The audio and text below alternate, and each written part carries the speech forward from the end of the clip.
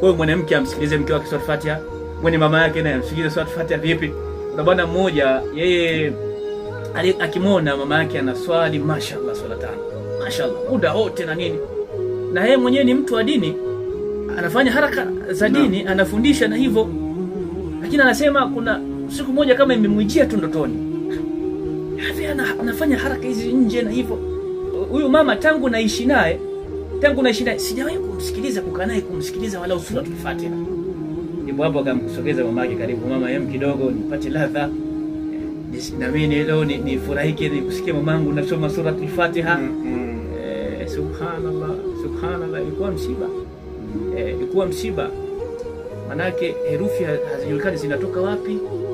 Anasema bado anaruka aya hizo, yani ghayril maghdubi alayhim wala zali. Mungu atustiria. Akalia sana yule baba. Sema kumbe na kweli katika swala zake huyu mama yangu sipo vipi.